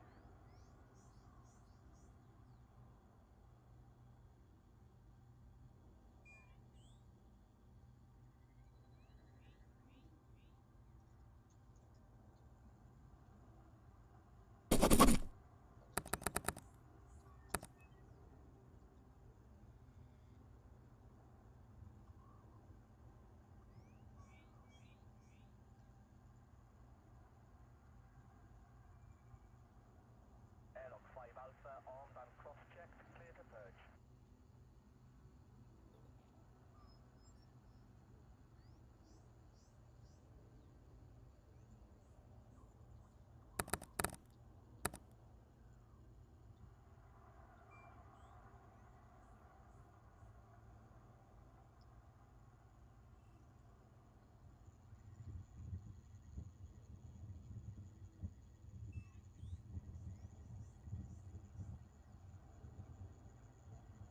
Be advised, subsystem shutdown on intake 3 is in effect.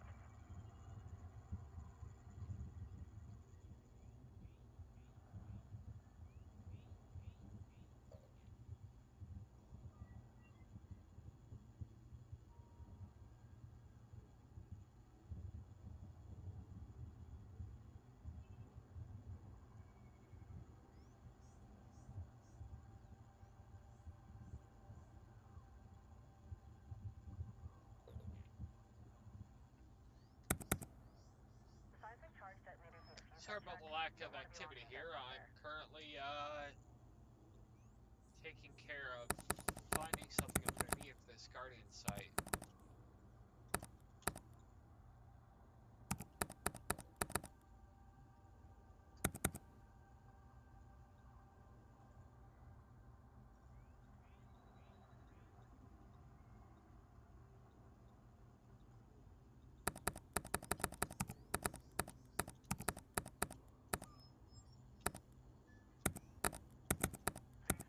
Magenta level authorization is required to access the central habitation zone.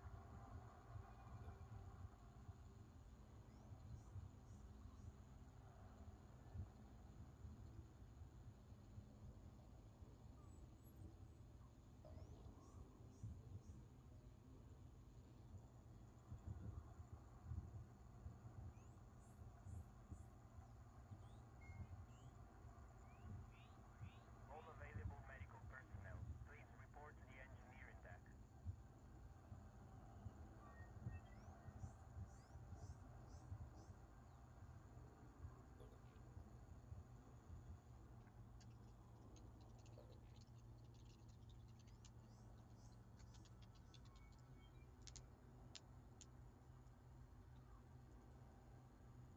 Hey Sam, are you still here?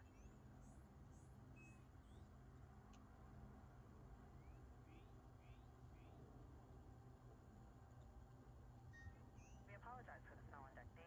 This is due to a malfunctioning garbage disposal unit.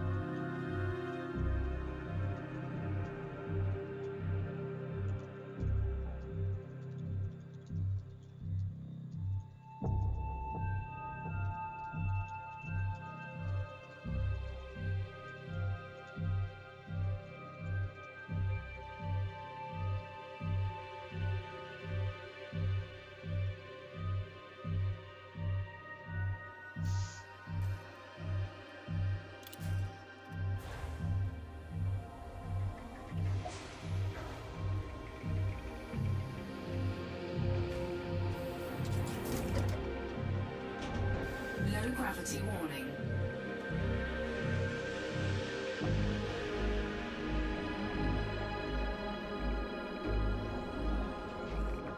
Handbrake is on.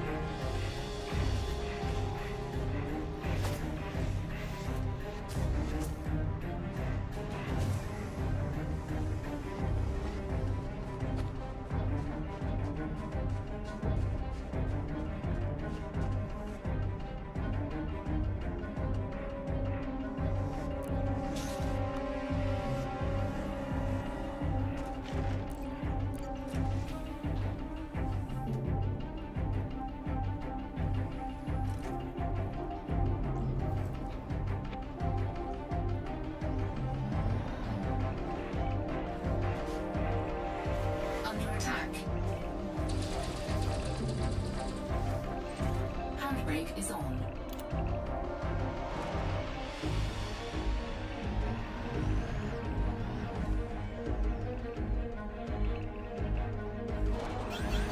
Handbrake is on.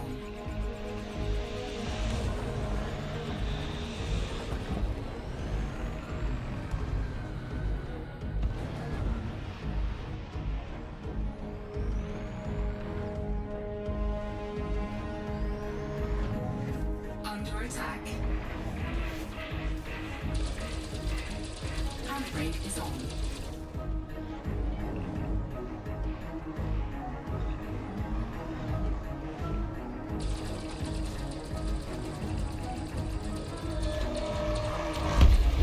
Target destroyed.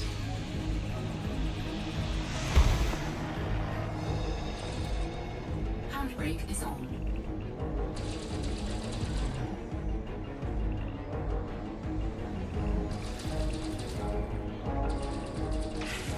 Under attack.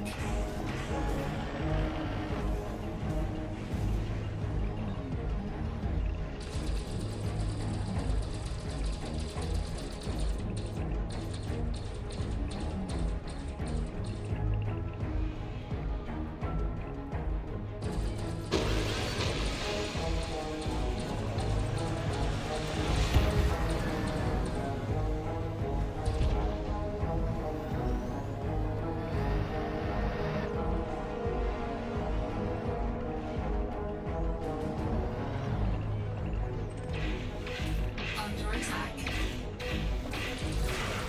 Shields offline.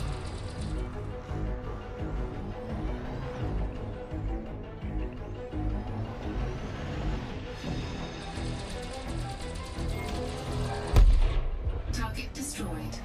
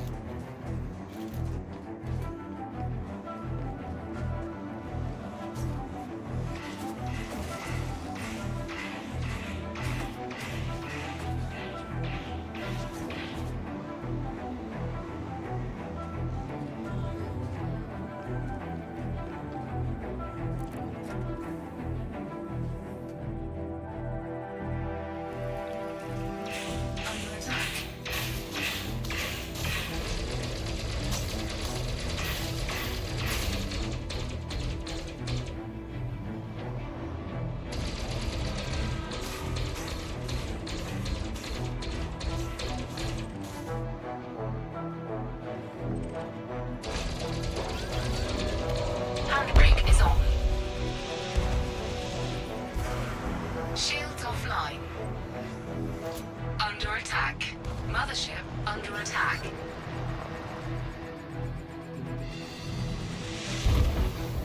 Handbrake is on.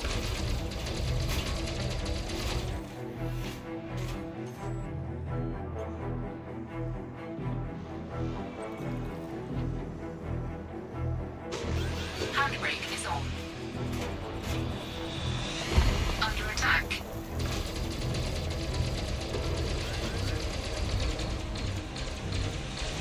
Chassis integrity critical.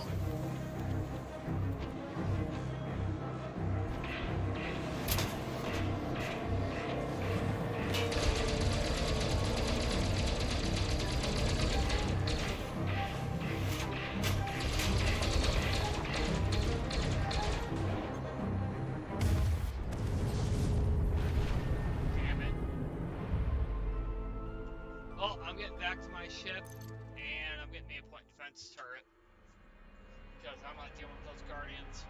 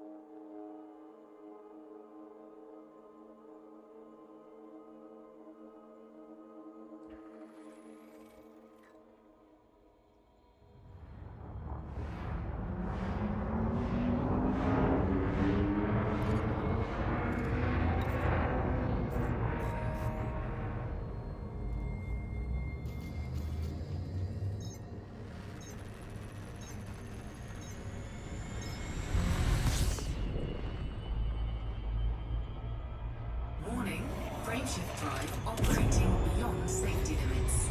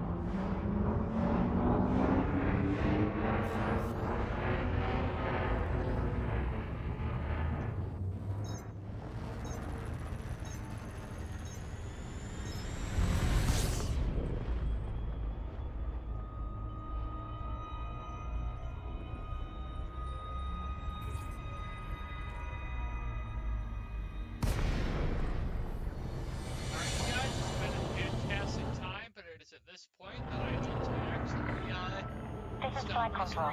Access to this carrier must be authorized in advance.